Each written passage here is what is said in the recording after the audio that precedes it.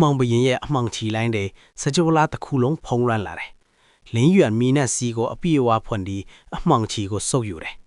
နှစ်ဖက်ဆွမ်းအားတိုက်မိတိုင်းစကြဝဠာကျဲတွေပေါက်ကွဲသွားတယ်ရန်ကအနောက်ကနေကျဲမီနဲ့ကူညီတယ်နောက်ဆုံးလင်းရွံရဲ့မီနဲ့ဆွမ်းအားကအမှောင်ချီကိုအပြည့်အဝစုပ်ယူပြီးဖြန့်ထုတ်ပစ်လိုက်တယ်အလင်းမိန်မိန်ရဲ့အမှောင်ပေါင်းဆက်ထားတဲ့အတစ်တော်ဆွမ်းအားတစ်မျိုးဖြစ်ပေါ်လာတယ်အမှောင်ဘရင်ရဲ့ပုံရိပ်ကွဲထွက်သွားတယ်အမှောင်နဲ့မီးရဲ့ပေါင်းစည်းမှုအမှောင်ဘရင်ပျောက်ကွယ်သွားပြီးသူ့ဆွမ်းအားအကုန်လုံးလင်းရွံနဲ့စီးဆင်းလာတယ်မီးနဲ့ဆွမ်းအားနဲ့အမှောင်ဆွမ်းအားပေါင်းဆက်ပြီးအတစ်တော်စကြဝဠာဆွမ်းအားတစ်မျိုးဖြစ်ပေါ်လာတယ်မီးအမှောင်စီးလို့ခေါ်တဲ့ဆွမ်းအား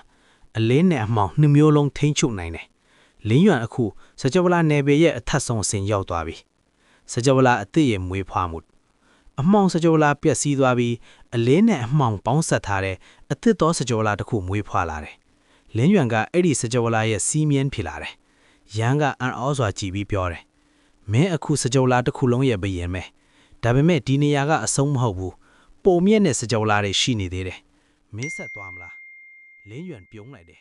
ဟုတ်တယ်ခရီးအဆုံးမရှိဘူးငါဆက်သွားမယ်နောက်ဆုံးခရီးရဲ့အစ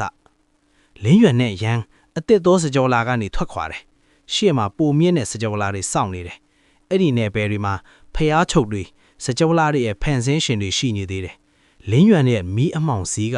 အဲ့ဒီနယ်ပယ်တွေကိုကြော်လွှမ်းနိုင်မလားမသိပေမဲ့သူ့စိတ်ထဲတစ်ခုပဲရှိတယ်ဆက်သွားမယ်အဆုံးမဲ့အချက်ကိုအဆုံးမဲ့ခရီးလင်းရွံရဲ့ခရီးဆက်လက်ရှိနေစေစကြဝဠာတစ်ခုချင်းကြော်လွှမ်းရင်သူပုံမြင့်တဲ့အဆင့်ကြီးရောက်လာတယ်နောက်ဆုံးသူစကြဝဠာအားလုံးရဲ့အထက်ဆုံးရောက်တဲ့အခါသူတွေ့ရမှာကပါတယ်အဆုံးမဲ့အလင်းလားအဆုံးမဲ့အမှောင်လားဒါမှမဟုတ်နှစ်ခုပေါင်းဆက်ထားတဲ့အတစ်သောအရာတစ်ခုလား